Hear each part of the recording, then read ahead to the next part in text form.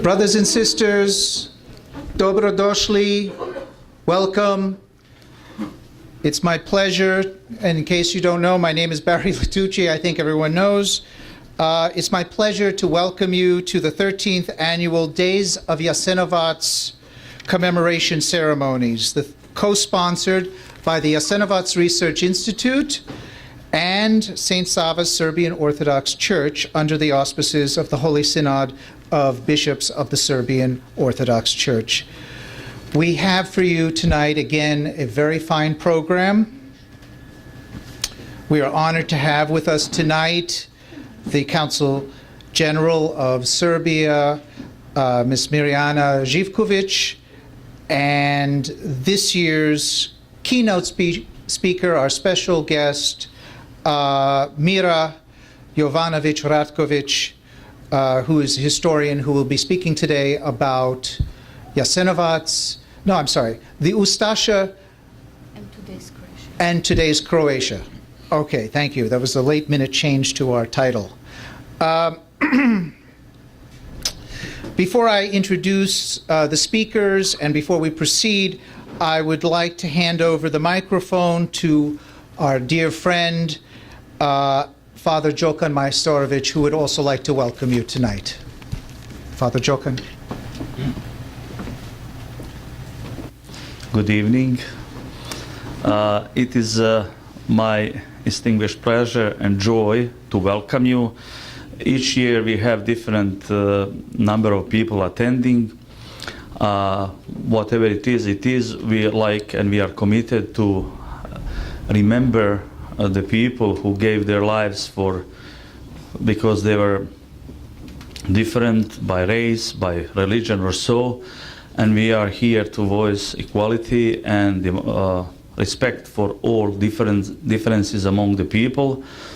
As church and Christianity, it proclaims that we are all brothers and sisters, and we really are, and we really should be, and we really, at least the religious people, we have to work on this and teach our people to understand that God is one, and that's it. And then we are His children. So I'm happy to see some faces that I'm seeing here from year to year, and I am very grateful to Barry for his tireless work and commitment to this noble cause, to remember those that fallen, thousands, I would say millions, throughout Europe in Second World War.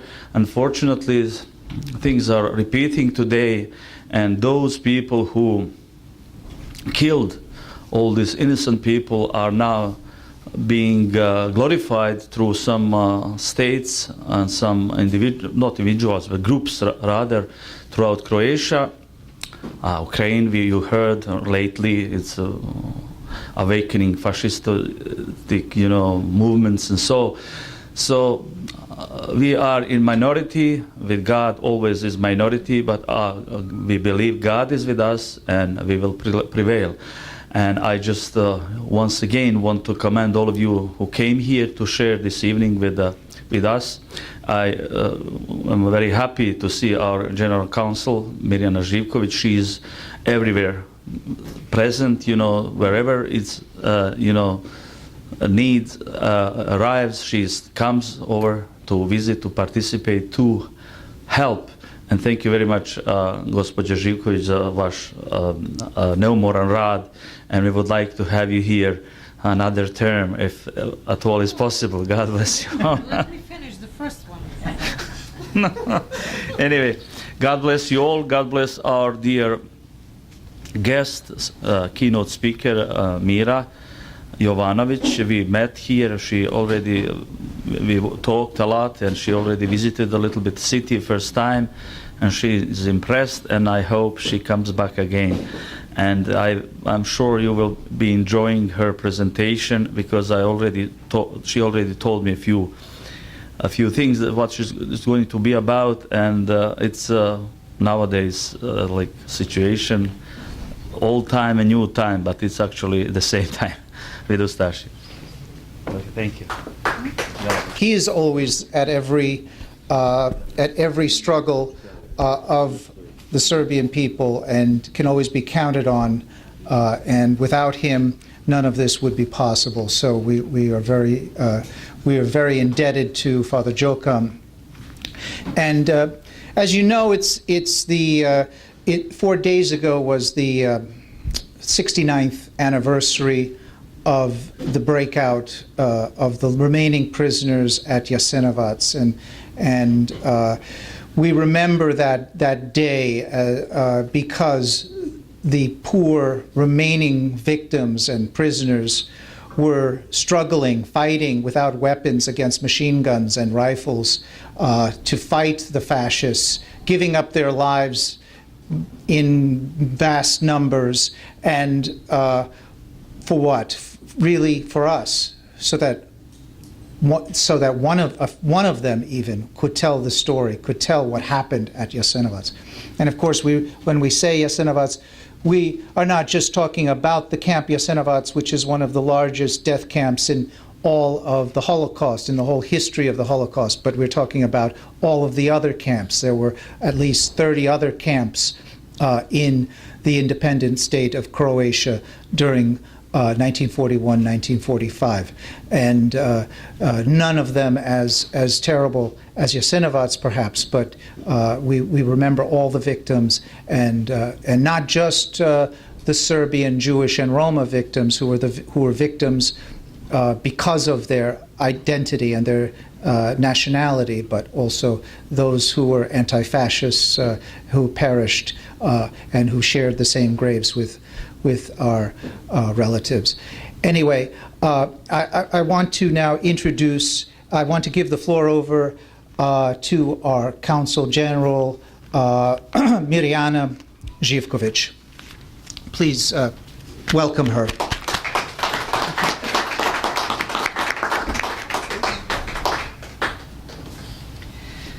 Well, good evening, everyone.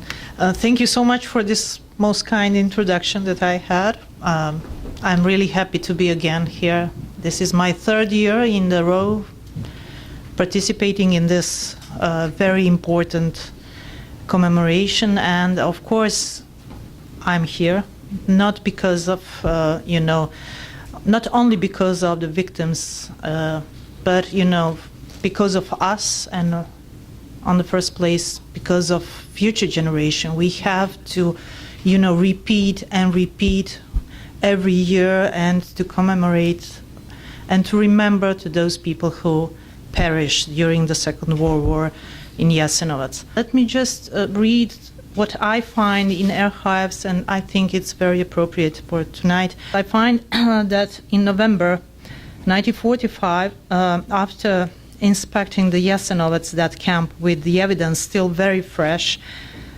and only 87 surviving victims available to provide eyewitness testimony, Croatian Commission concluded following: the exact number of victims swallowed by the camp of the Jasenovac will never be established because of the stated reason, but on the basis of investigation led by the Commission, it can be concluded that the number around 500,000 to 600,000 conforms to reality. We can speak about the numbers, and this is not the most important thing. Maybe it could be 500,000, even million, or more than million.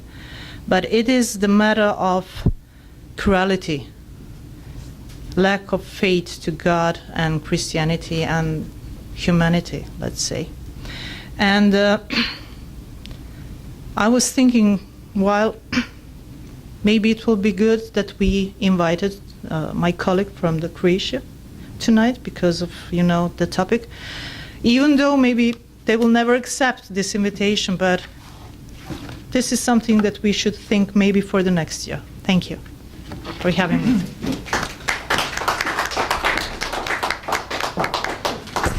Thank you, Consul General. Those were some interesting thoughts. I think that next year is a special year. It's the 70th anniversary. Maybe the last time that survivors will be around. Maybe it's really the last really important anniversary of the end of the Holocaust, the 70th anniversary. Certainly next year, we do want to have something a little bit bigger. We're planning on something bigger next year. So we're planning on inviting maybe 3 or 4 special speakers. So it'd be kind of a mini conference. That's our plan for next year. So yeah, we're going to go big next year. Before I introduce our main speaker, I should mention that we were expecting survivor Eva Kostabel to come tonight.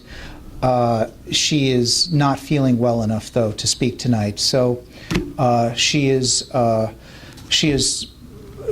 quite elderly, and even though she lives nearby, she wasn't able to make it. So I'm sorry about that. On the other hand, another survivor who will be here tomorrow, will be at the event tomorrow, David Alkalai, a Jewish survivor also from Croatia. He will be speaking tomorrow at the event. So that's positive. But he's much younger because he was a baby when he went to the camps. So it's a slightly different situation. I want to just say, before I introduce our keynote speaker, I want to say a few words about Jasenovac Research Institute. In the 1990s, which explains why we do what we do, and I'm to some extent I'm echoing what both Father Djokan and the Consul General said earlier, but maybe with a little bit more slightly different information. In the early 1990s, it became clear to us that current events as we live, current history as we live it today, especially the violent breakup of Yugoslavia, was driven by the events of World War II, was driven by the events of the Holocaust in Yugoslavia. The United States, the Vatican, and the European Union were supporting political movements in the Balkans, previously supported by the Nazis and Fascist Italy. And these were outright neo-fascist political movements in Croatia, in Bosnia, in Kosovo. They had been revived again to divide the peoples of Yugoslavia, and especially to target particular nationalities such as Serbs, Jews, Romas, and others. So it became clear that the failure to learn the lessons of the Holocaust in Yugoslavia, the failure to learn the lessons of the Holocaust, were precisely at the core of historical events. In 1995, I began collecting testimonies on Serbian, Jewish, and other survivors of the camps. And at the same time, I began to look for a venue for the first international conference on Jasenovac, which I successfully helped organize at the college where I was teaching at the time, Kingsborough Community College, in 1997. On the last day of that conference, October 31st, 1997, we began the organization of Jasenovac Research Institute, because we knew that this is not something that we can do just once or occasionally. We have to do it all the time. It's a permanent thing that we have to do. We have to continue to commemorate, we have to continue to publish, we have to continue to educate about the Holocaust in Yugoslavia. And what we learned from the 1990s is very important. Commemoration and education about the Holocaust in Yugoslavia is about our survival today. It's not just about the victims, it's about us surviving today, and as the Consul General said, about our children and our grandchildren. The history of Jasenovac and the entire Holocaust in Yugoslavia concerns the daily struggle for justice, for truth, for freedom from oppression and violence, and for the struggle of Serbs, Jews, Romas, and all progressive people. We have no choice but to continue this work of the JRI. And so I say, I don't mind that there's a small turnout today. We're going to have a small turnout maybe tomorrow and the next day, but we're going to continue to be here. And those of you who are here are like my family to me, because this is This is really very important. This is what we do, and we're going to continue doing it no matter what. So we have no choice. But there is yet another problem, and that problem is that we cannot expect or depend on mainstream institutions to tell our story. In other words, the mainstream academic community and the mainstream Holocaust organizations, like the mainstream media, will not tell the truth. Why is that? Because these mainstream institutions do not have the same interests as Serbs, they do not have the same interests as Yugoslav Jews, of Romas, or we might add the Russians and Jews living in the Ukraine today. And they have proven this in the past. Institutions such as the U.S. Holocaust Museum have participated in the suppression of the history, the suppression of historical truth on the Holocaust. They're better now, but they were not good when we needed them. This is because the mainstream institutions take their funding and their cues from governments, and governments suppress the truth. That's unfortunately the case. The US government in the 1990s very deliberately suppressed the truth about the Holocaust in Yugoslavia to allow for the destruction of Yugoslavia. Just as today they're allowing for the suppression of the truth about the history of the Ukraine, to allow for NATO to come in and take over in the Ukraine. It's not very well known that in the Ukraine, not only were 1 million Jews killed primarily by these Ukrainian fascists, the same political movements that are taking over in Kiev today, but even in the period from 1917 to 1921, 200,000 Jews were killed, as well as many thousands of Russians, by the forefathers of these, or the founders of these Western Ukrainian movements. The aim of the suppression of historical truth is ultimately and always the victimization of peoples. And in the case of Yugoslavia, the victimization of Serbs. The suppression of truth, of historical truth, is an invitation to commit genocide against Serbs. So you understand, we have to do what we have to do. But I want to be positive. I know I don't sound positive right now, but I want to be positive, because I believe that what we are doing here tonight and tomorrow at the Holocaust Park is the antidote.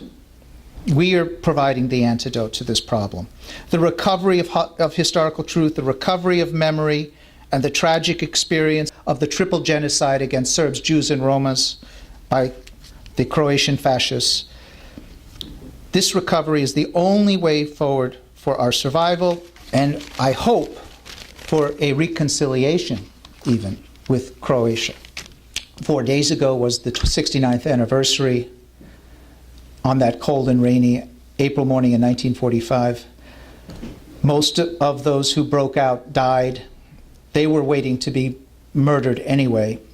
And they did this for no other reason than to tell the world, so that a few would live, just a few would live, so that they could tell the world what happened at Jasenovac. So we have an obligation. We're not giving up our lives. We're not running against machine guns and rifle fire. We're just commemorating. We're just talking, educating, doing the best we can to make the world aware, to let the world know what actually did happen. But that, brothers and sisters, is that's our duty. That's all we can do, and that is enough. That is enough to make a difference. So I thank you for coming here tonight. Our keynote speaker, Mira Jovanović-Ratković, who I've come to know over the past few months through her very dedicated work as a scholar, as a researcher. She is of a family from Banja Luka in Republika Srpska in Bosnia, but she was born in Germany. She is completing her PhD at the University of Zurich. Is that correct?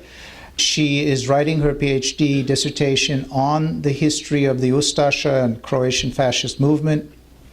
And she is also a research scholar who does work at the Hague Tribunal. So without further ado, I give you our honored guest tonight, Mira Jovanović-Ratković. Please give her a warm welcome. Thank you.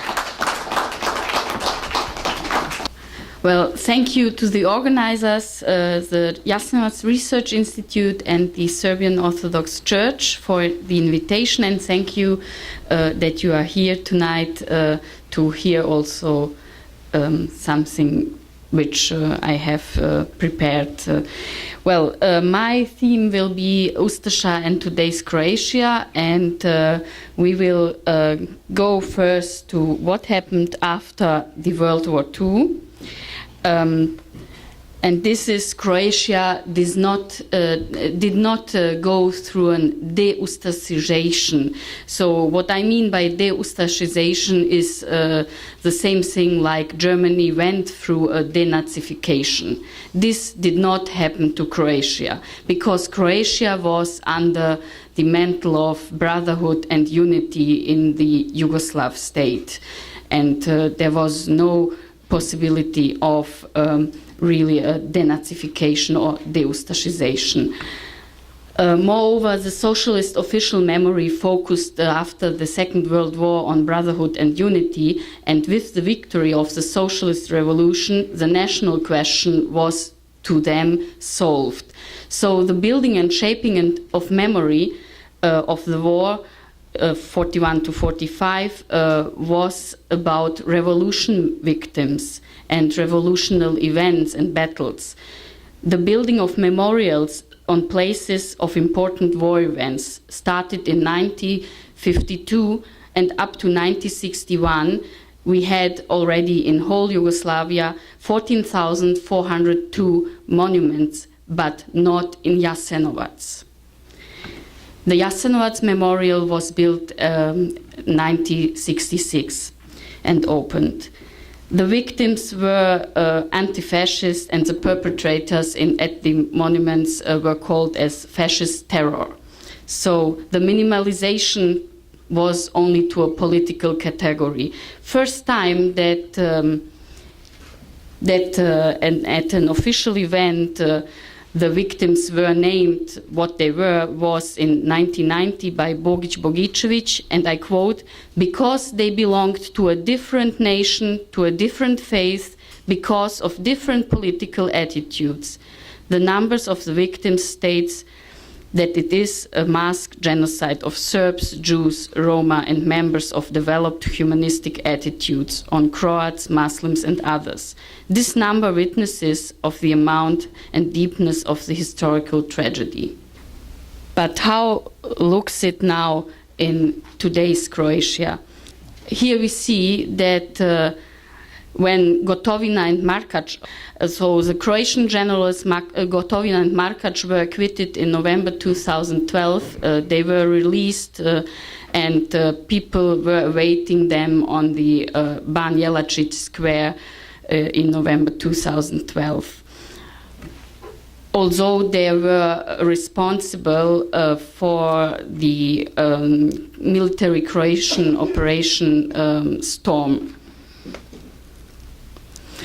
I will now switch to a quote of Tudjman, and what I want to show here is also how can it happen that we have in today's Croatia an increase of violence and hate speech, mainly against Serbs, but also against Roma and Jewish people in Croatia. So a quote from 95 in Knin: "There can be no return to the past, to the times when they, the Serbs, were spreading cancer in the heart of Croatia, cancer which was destroying the Croatian national being, and which did not allow the Croatian people to be the master in its own house." This quote was also quoted at the International Court of Justice, which is also in Den Haag. It is not the Tribunal for former Yugoslavia, it is International Court of Justice, where at the moment is the pending case Croatia versus Serbia against genocide. And also on this pending case, there was a quote which seems to be very similar, but it is 1941 from the then foreign minister Mladen Lorković. I quote, "Croatian people must clean itself from all elements which are its misfortune, which are foreign and strange to that people, which dissolute from one evil to another through decades and centuries. Those are our Serbs and our Jews." He's so fine to say ours. But I want here also to say the same metaphor was also used by the Croatian Minister of Foreign Affairs, Hrvoje Šarinić, in the 90s, when talking to the US Ambassador Peter Galbraith, when discussing with him the opportunities for Serbs to come back to their homes in Krajina region in Croatia after they were thrown out and had to flew away from Croatia. So I quote here then Mr. Šarinić, Hrvoje, excuse me, just I have to find it.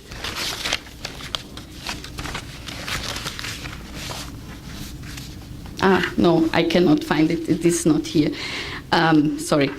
But it is, again, Hrvoje Šarinić also said to Peter Galbraith that it is a cancer and that Serbs are a cancer and that they cannot be given the opportunity to come back.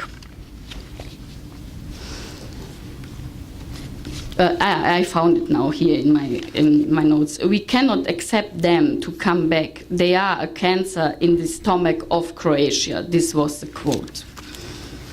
So I want to remember here at this point about the 8 stages of genocide from Gregory Stanton, the president of Genocide Watch, which says step number 3 is dehumanization. One group denies the humanity of the other group, and they are the others then thinking as animals, vermin, insects, diseases, like here in this case, cancer. Sorry.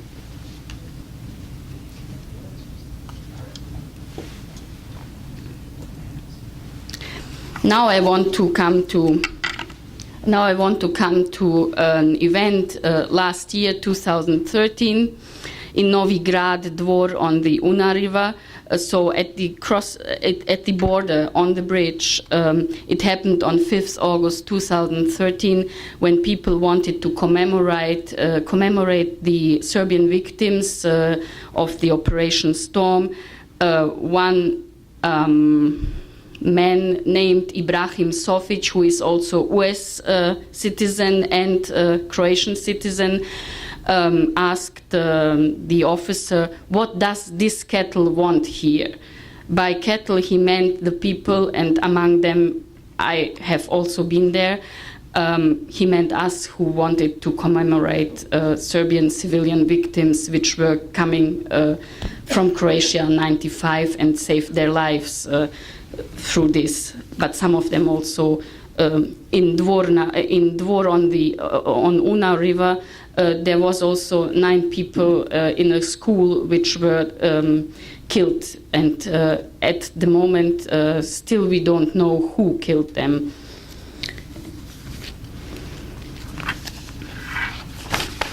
So as you see, we are now going more and more to 2030 events. Therefore, there are some kinds of anti-Serbism and anti-Semitism in today's Croatia. For example, we have demolition of monuments, we have graffiti of hate and violence, we have also removal of bilingual signs on official administrative buildings which is against the constitutions, because the constitution of Croatia allows bilingual signs in cities where more than 20% are belonging to the minority. Especially this is the case what is happening in Vukovar, and also there's a an action to forbid Cyrillic script as an official script, which is also against Croatian state legislature and decisions. So these were the kinds of anti-Serbism and anti-Semitism, but here now I will come to just to show you some examples out of that, what is happening 2013. We have a small village named Golubić, which belongs to the municipality of Knin, near Knin. In the census 91, we have 1,424 people, from which more than 97% were Serbs, and the others were Croats, Muslims, Yugoslav, and 16 others. So in the census 2011, there is no possibility to state yourself as something else, so you cannot say you are Serb or whatever, Yugoslav, etc. They are only counting male, female, etc., and age. So we have now again living 1,029 people there, including 242 Serb returnees. What happened in Golubić? On 6 August 95, Croatian army soldiers came to the village and killed in an ethnic cleansing at least 15 residents, mainly in their homes or in their front yards. Their names are also well known to us. And all victims were buried at the Knin cemetery in a mass grave, and later in 2001 they were exhumed by ICTY investigators and identified and reburied in different places, like the families wanted to, where they want to be buried. The average age of these victims was 66, and among them 3 women which were average age 75 years old. So, and the small number of returnees, Serb returnees in Golubić, decided in 2011 to make a monument for the Serb victims killed in the war of 91 to 95.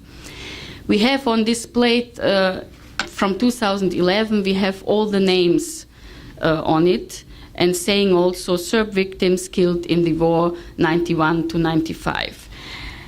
Then the Croat people, Croat residents protested against this monument, and the Serbs changed the monument in a different plate where there were no names anymore, but it was saying the following. It was saying Golubić, in memory to Golubić killed in wars, the people of Golubić on St. Stefan 2011. So no naming of victims, no naming which wars, etc. So we are coming back to the same things like in the socialist time, not naming the victims and the perpetrators. But even that monument was not tolerated by the Croats, and it was destroyed now in August 2013. When I talk about graffiti, you can find through Croatia in all towns graffitis like "Kill the Serb" or Ustache symbols, so the U and a cross in it, or also Jasenovac with also Ustache symbol, then also the abbreviation for Homeland Ready, ZDS, Za dom spremni, which does mean that. Then also Hang the Serbs, and a so-called Serbian family tree appeared, but also Serb Move Out. So the graffiti in September 2013 appeared on Dubrovnik Orthodox Serbian Orthodox Church in the night from 2nd to 3rd September. Here we see Srbe na vrbe, which means literally Serbs on the willows. Which also refers to a method of killing the Serbs during 41 to 45. They were really hanged also on the trees. One of the killing methods. So the Serbian family tree appeared in November last year on the main square Ban Jelačić in Zagreb as a poster. I don't know if you can really see it. It is a tree, and on the tree you can see hanging also human beings, which is again this Serbs hanging on the tree, on the willow. Can you give me more? Yes. So, since 2nd September 2013, we have an anti-Cyrillic campaign and action and destroying of bilingual signs on official administrative buildings in Croatia. Mostly in Vukovar, but also in other towns it happens. So, for example, in Rijeka, at the cemetery, a grave was destroyed because it was in Cyrillic language, but the grave was dedicated to a Macedonian death man. Victim from 19th century. Now we come to the motto for Homeland Ready, Za dom spremni. Under this sentence, from 1941 to 45, people were killed in independent state of Croatia. Serbs, Jews, Roma, and also anti-fascist and others. We have documents out of this from this time, which are listing, for example, names of people which have to be transported to different camps, for example, also to Jasenovac, and it is ending with Za dom spremni, for Homeland Ready. This was the official greeting, like Sieg Heil in the Third Reich. And what happened on 19th November last year was that after a soccer game, Iceland against Croatia in Zagreb on Maksimir Stadium, the soccer player Josip Joe Šimunić took the micro and shouted Za dom, and the masses answered ready, spremni. So this was one thing which was, for me personally, not anymore acceptable, and I decided to start with my organization Nefesh Haya from Banja Luka, a petition against Josip Šimunić and the Croatian national soccer team. I'm really thankful to all people really around the world who signed this petition. Because it shows and gives me hope that still there are many people who don't allow any more hate speech, who are against racism. But how could it happen that Šimunić made this, so that he took the micro and said this? Well, obviously it is accepted in Croatian society on soccer games to shout "Kill the Serb" and "Let's go Ustache." This was also before November 2030. So when you go to a soccer game in Croatia, this can happen, that you hear this from the fans.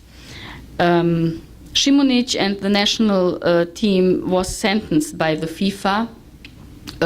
So Šimunić personally cannot play 10 official games, and he cannot also be even in the stadium in Brazil.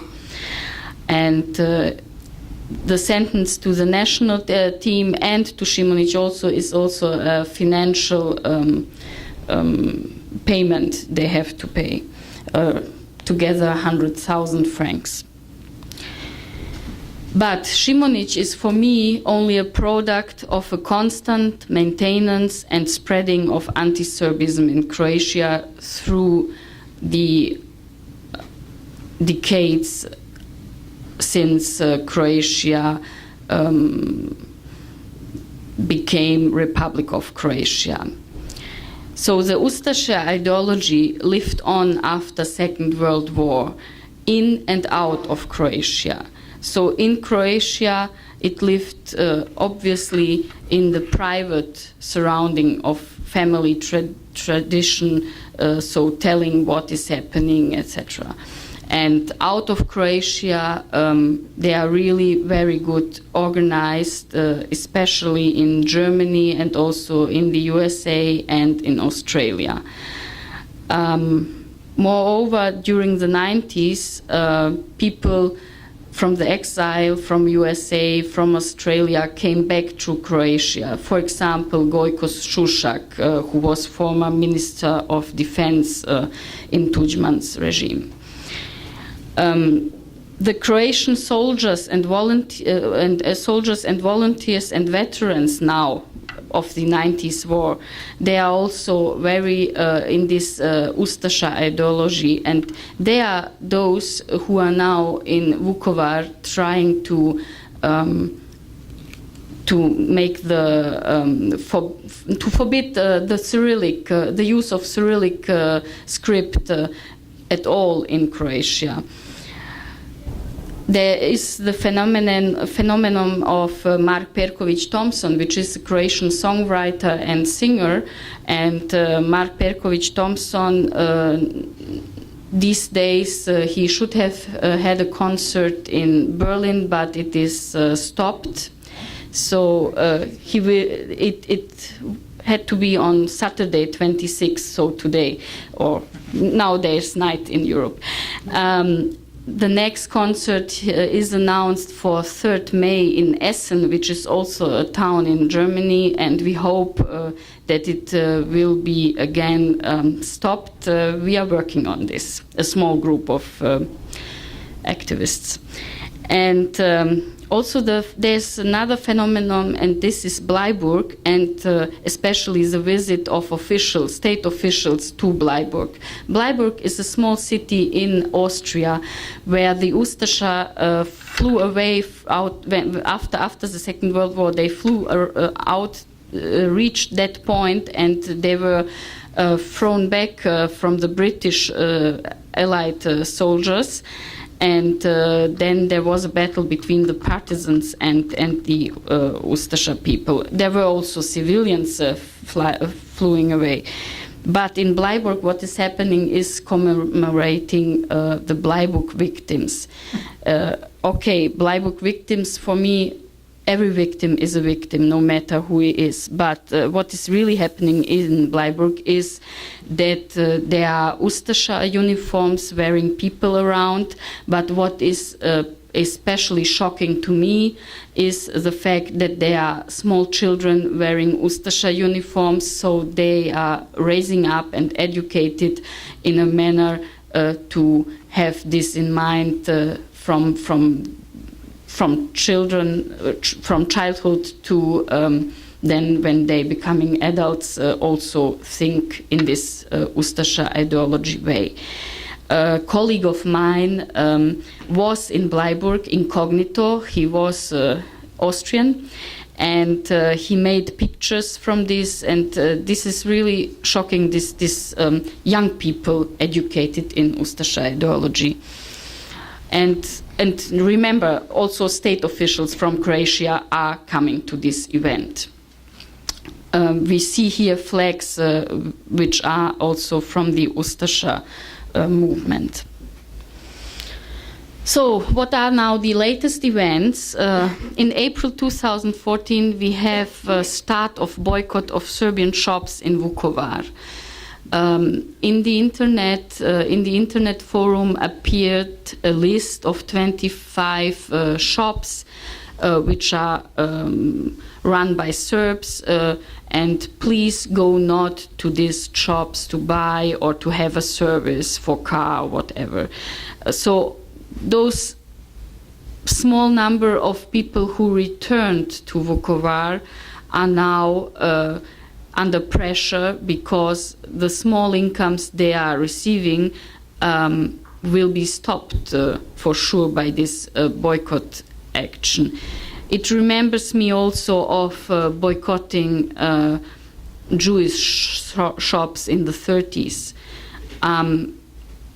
For me, I again have to think about the Stanton and his 8 stages. I'm not sure in which stage we are at the moment.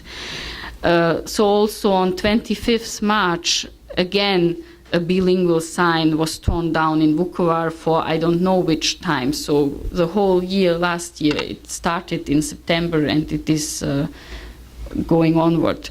The Cyrillic referendum, so the veterans and also nationalist right-wing movements gathered more than 500,000 signatures for a referendum about the Cyrillic inscripts.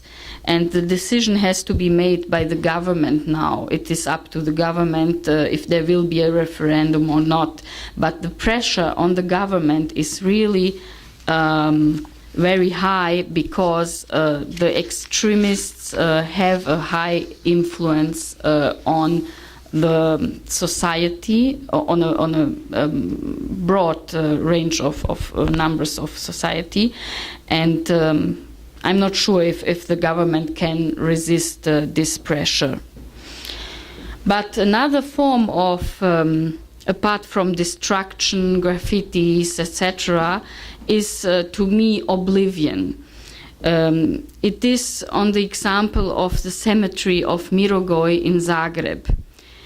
There is no word on their homepage about Second World War and what is on the cemetery there. So what is on the cemetery? Under number of the parcel number 142, you can find the grave of children, of 862 children victims from 1942, which were buried there. How did the children die? They died in 42 through transport, but rescue transport, not death transport. So there was an action called Diana Budisavljević Akcija Diana Budisavljević. Diana Budisavljević was an Austrian woman married to a Serbian doctor, Julia Budisavljević, and they lived in Zagreb when the war started. And she couldn't stay at her home and do nothing, but she started to try to rescue the children out of the camps. And she managed it in 5 transports to save more than 12,000 children's lives. But some of them died in the transport or also after coming in Zagreb, in hospital or in families where they can stay. They were too weak and they died on this case. So these children are buried in the cemetery of Mirogoj on parcel number 142. The children are aged between some months and 14 years, and they are from the regions Kozara, Podkozarje, Posavina, Lika, Banija, and Kordun. We know these ages, and we know also the name of some of them, not all the names, because Diana Budisavljević, what did she do? Apart from that she saved and started this action of rescuing the children, she also made a database, handwriting database, not like now. And so her aim was also that when the war ends, that the children can come back to their former families. So how does it look now in Mirogoj, this small grave or small monument? This is how it looks like. We see here some candles. We see here on the right side icon. We see on the left side a copy of a book named Bili su samo djeca by Dragoje Lukić. Dragoje Lukić was a survivor. He survived as a children the Second World War, and he dedicated all his life to starting to give names to the individuals, children who died in the camps, who didn't survive. So you ask yourself, who puts this on that cemetery when I'm stating that there is oblivion and that there are people not mentioning it, that there is such historical grave. It is a lady of 80-something years old. Jovanka is her name. And to me, she is a new hero, a new Diana who does want that these children do not forget. But she is doing this on her private, out of her own will.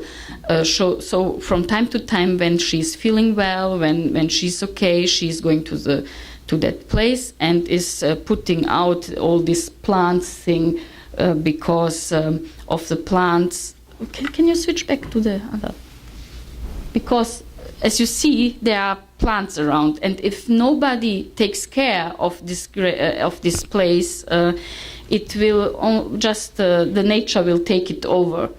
So as long as Jovanka is alive, it will look like this. But when she is dead, it will be a problem because it will fall away under the nature. Here we see that on this place are some hundreds children buried from Kozara 1942. I mentioned before 842 children are buried there. And we know this from another book from a former worker at the cemetery. So he has written down the names. This is why I know the number. I want to end my speech with a quote from Diana Budisavljević's diary. I started from the point that my life is not more worse than the lives of those innocent persecuted, and if I have the possibility to help others, and I primarily thought of the children, my life was so rich that I have to take the events as such as they will be. So this is my personal motto also, why I'm doing all this. Thank you for your attention.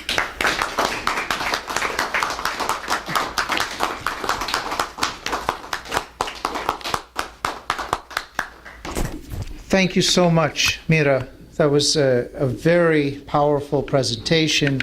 I think we were all very much overwhelmed by all of the information, the data, the empirical nature of that presentation was really powerful, and I think if you decide not to become an academic, maybe you should become a prosecutor, because that was a very good indictment of the unnamed indictees, who are many, unfortunately. And of course, the story of the point that was so moving and shocking is the training of a new generation of Nazis in Croatia, a whole new generation from the bottom up. This does not bode well for humanity. This does not bode well for Serbs. This is a very dangerous phenomenon. And now we open the floor for discussion amongst ourselves. And I see one hand up. Only one? There's only one person who wants to speak? Okay, well, then I will call on my colleague, Dr. Norman Markowitz, professor of history at Rutgers University, longtime director of Jasenovac Research Institute, and also a colleague of sorts of Mira's, who worked with Mira on the Simunic case. Yes, Norman, please. Yeah, and also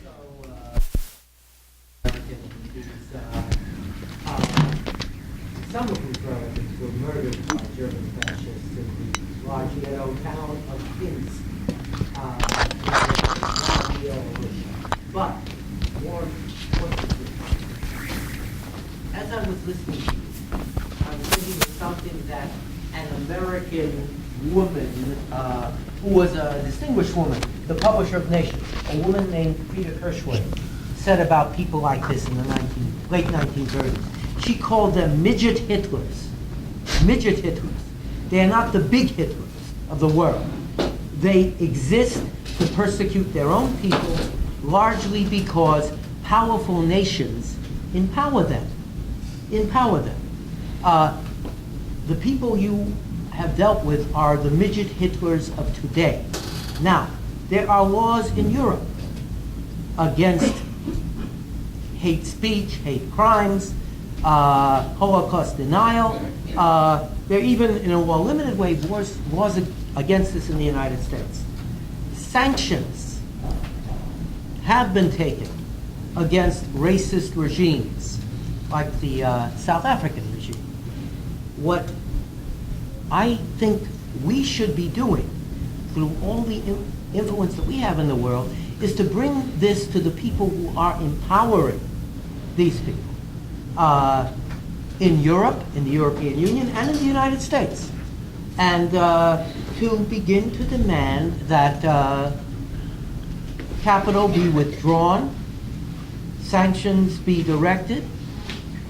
If these actions, these Hitlerian actions, are not stopped, how dare anyone seek to eliminate the Cyrillic language?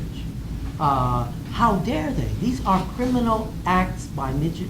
These are criminal acts that are very much against all of the alleged principles of the U.S. NATO bloc, et cetera, et cetera. That would be my response. I was moved by what you said. I know in general about this, but it's really very important to know the facts. I would have some disagreements with you about socialist Yugoslavia and its failings, but also its enormous achievements. The destruction of socialist Yugoslavia has created a situation where people, whatever failings were there, people have been made foreigners in their own country. Foreigners in their own country, subject to all sorts of prejudice and abuse. And this has happened in the Soviet Union. It's happened in what was Czechoslovakia, and it is a violation of elemental human rights for those who claim they're for this. So let us begin to be proactive and demand that the people who are covering this up, who are in effect empowering these people, begin to take action against them. In the world of sports, I'm a sports fan. I follow not soccer but baseball. As I was listening to this craziness, and this morning's craziness, I was thinking of some of the things that were done in the United States. A very small historical anecdote. In an American World Series game in 1935, a very famous Jewish player named Hank Greenberg was being vilified by the Chicago Cubs baseball team. And the umpire went into the dugout. His name was Moriarty. And he said, if you don't stop this, you forfeit the game. You lose the game. They stopped. If people scream, "Homeland ready," and people say, you scream this, the game is over, and you lose. You lose. Simple, but you know, these sorts of people are cowards, and if you begin to take actions like this and mandate them, that is the way to Well, shut them. let's let Mira Sorry. comment on that. You Would got you me like- going. Sorry. Well, the problem is, in my view, that there is not really a willingness of Croatian government really to say no. We have also laws in Croatia against racism, against wearing nationalistic emblems like Ustache signs, etc. But it is not really 100% working that it becomes abolished. So how can others demand that it be imposed. Yeah. Well, I would like to ask Mira, whoops. I would like to ask Mira a question about the Šimunić case. We wrote the letter, we got the ban on Šimunić. You mobilized the whole international effort. Now, is Šimunić going to be able to play in the World Cup, or what is the situation right now? At the moment, it is so that it is gone now to a higher sports court. There's another court in Lausanne which will now decide if FIFA decided right or not. So we are still waiting on this decision. When will that be? I don't know, really don't know. Yeah. Just in case you don't know, FIFA is the World Football Federation organization. Dr. Zorka Milic, please.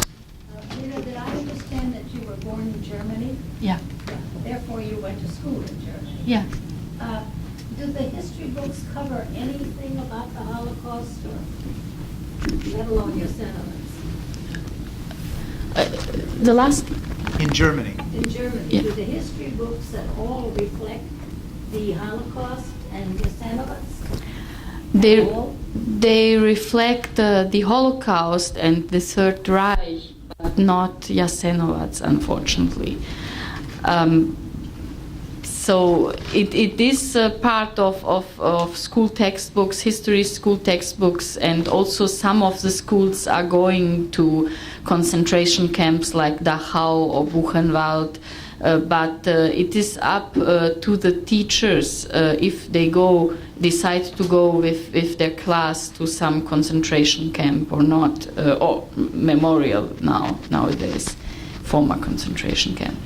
But in the books and also in the school, there are lessons dedicated to Second World War and to Third Reich and Nazi regime and Kristallnacht. So it is awareness there. And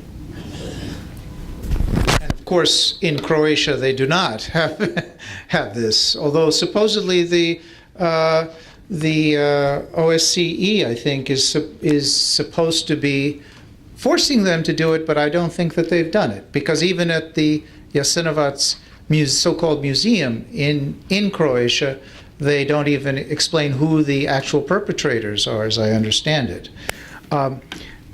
Ms. Dimic, please. Croatia accused Serbia of genocide Yes. in 1995. Is there what would be explanation? Is there a purpose to confuse somehow history, and so that people think it's the same thing in 1941 and 1995? Or I mean, would you comment on this trial, recent trial in Hague? Yeah. Well, as I stated, it is still a pending case. So what happened in March was that both sides, Croatia and Serbia, could show their arguments about and evidences also, and expert evidences and witnesses. And there was also cross-examination from the Serbian side of the Croatian witnesses, but there was no cross-examination of Serbian witnesses from the Croatian side.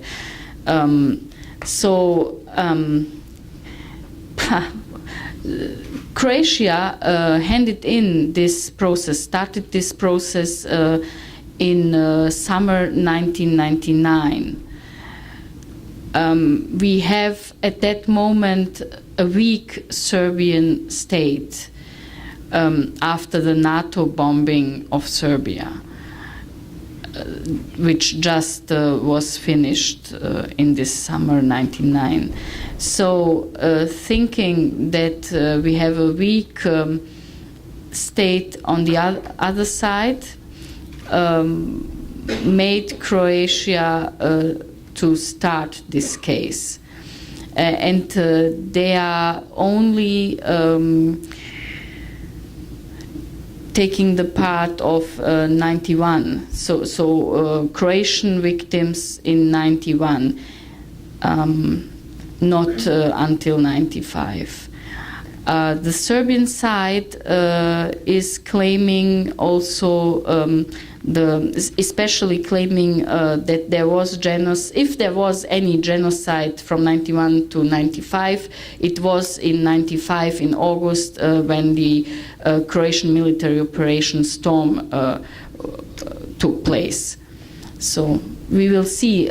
We have now 15 judges from all over the world in this case, and they have to decide. They have time up to 1 year for their decision. They can decide that there was no genocide on both sides. They can decide there was genocide on one side, or they can also decide that they are not that there is not enough evidence, or I'm having now in mind the German word. I have unfortunately to ask in Serbian about zuständig, dass sie nicht zuständig sind. If there's standing. Yeah. Standing. If there is a standing, also, he says. Let's say they decide there was a genocide on either side. What then? That there was no genocide. If there was genocide. That there was on both sides.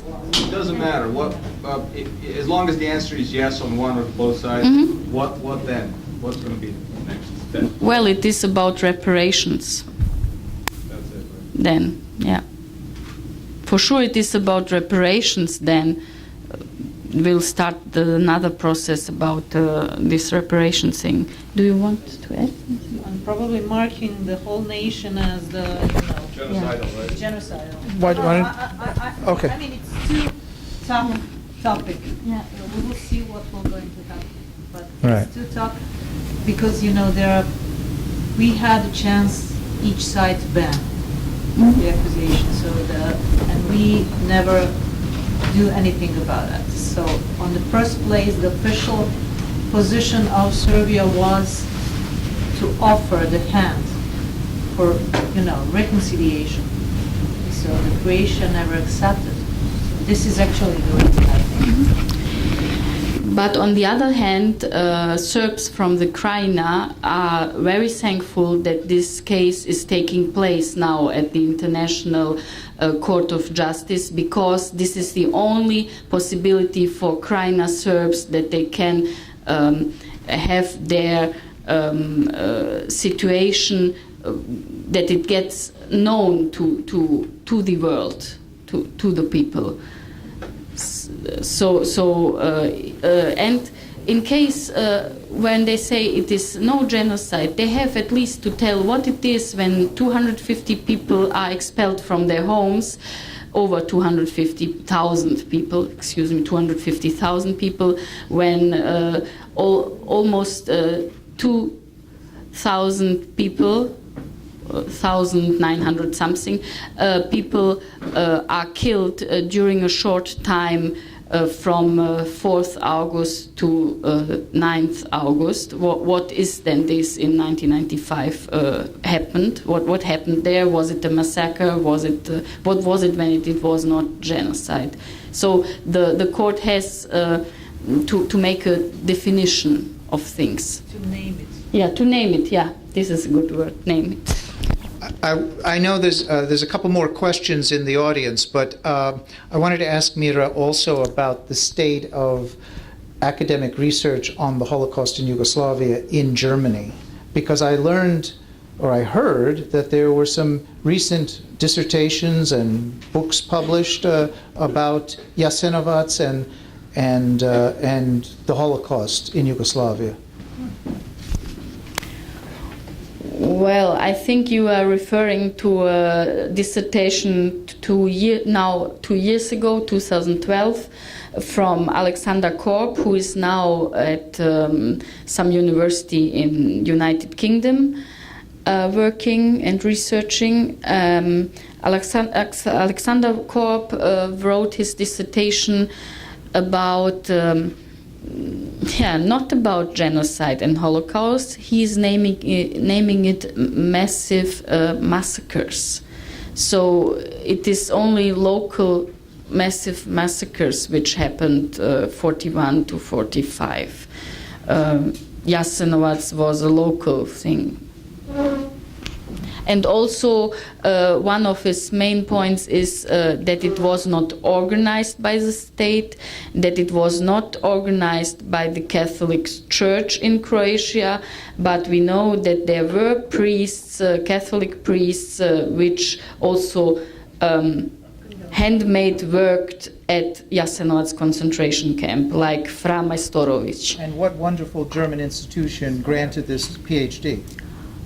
This was Free University of Berlin, Freie Universität Berlin. I studied a year there. Oh my goodness, I'll throw my paperwork out. Okay. Yes, Norman again, please. There are academics reinterpreting things in reactionary direction. In a different part of the world, in 1971, the government of Pakistan launched something called Operation Torchlight, mass murder of Hindus and Muslims and Bengali people in East Pakistan. The U.S. government, in reality, supported that, preventing Indian intervention. Recently, there have been scholarly works saying exactly the same thing about those massacres, in which it's been estimated perhaps as many as 3 million people were killed. Namely that these were localized, the government was not directly involved, the army tried to stop it, religious hatred was all of this. The same arguments made as a way to, in effect, go back to business as usual and bury the thing. And this is something we must fight against, because It's an apology, it's an apologetic. that's exactly what it Right. is. That's exactly what it is. And the question I was going to ask about, in terms of acting to fight against what the Croatian government and the Croatian right wing is doing, who invests in Croatia? What are the corporations, financial syndicates in the United States, in Germany, in the European Union? It seems to me that those are the people that we should be going to and saying, look, what is going on is Hitlerite ideology against Serbian people primarily, and if you continue to put money into these places, we will expose it, and we demand that you disinvest in Croatia unless they do something. Because these campaigns have had some success. South Africa is the best example in other parts of the world. So I don't know who's investing in Croatia. I don't know what are the key companies. Well, mainly investors are coming from Germany and Austria. Okay. So also the high roads in Croatia are highways are built up by German and Austrian companies, and so. So in effect, Hitler's New Order is back. The new order. Yeah. Yes. Do I see other hands? Yes, Angelo, please. I don't want to stand up, but I want to mention that you're saying corporations are funding fascism. Yeah. That's not true. Oh, no. Corporations have been funding fascism for how long? But I'm curious about why is it that the rise of fascism in Europe, in France, for example, which has had elections, in Italy, Mussolini's granddaughter has been reelected. It seems like after 60 years, people are forgetting what fascism did to the world. And I don't understand, as a former school teacher, I know that in New York City, we were not told on the Bloomberg, of all people, not to teach history. We were told, do not teach history. Just teach to the test. Math and reading. So if you're telling your social studies teachers not to teach history, not to teach geography, not to teach citizenship, what do you get? Is this happening in Germany and as far as you know, is the school system in Germany not telling the population what is going on next door in France, in Spain, in Italy, about the rise of fascism? I don't understand this. This is really a good question, but unfortunately I also don't have an answer to it. I'm asking myself also, how can it happen that even in France, for example, Le Pen and her party won now in many communities which were before socialist run. Maybe it is hard for people to find a solution and don't see it anymore in the ruling ones, because the socialists were in the rule in also in Germany we had socialist rule through social democratic rule, for example Schröder, etc. And now we have again a Christian democratic which is more right-wing oriented with Miss Merkel on the head. I don't know really what it is, or if it is like every 60 years some change. I don't know. I don't have the answer. But what gives me hope is also the fact that there are still young people which are thinking, which are organized in Germany. About Germany I can speak in anti-fascist activism, grassroots groups. So this gives me some hope. For example, we have now in Buchenwald there is now signs. There are signs about also the children's name of Buchenwald victims, which was not before. This happened last year, for example. Or about graffitis in Croatia, in Vukovar, there was a graffiti, Ubi Srbina, which means kill the Serb. Someone in the night put up a different edit a letter, which means Ljubi Srbina, and this means kiss the Serb. So it is a form of anti-fascism activism from the grassroots, I would say.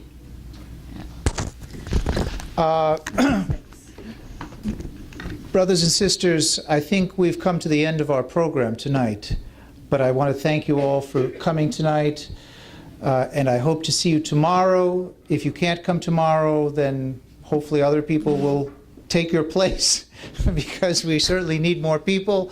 But we will continue.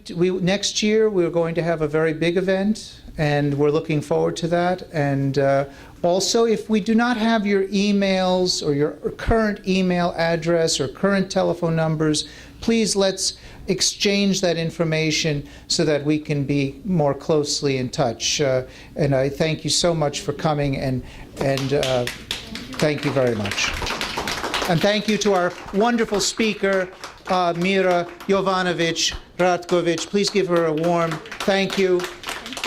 And also to our Consul General, Mira Jovanović. Thank you very much.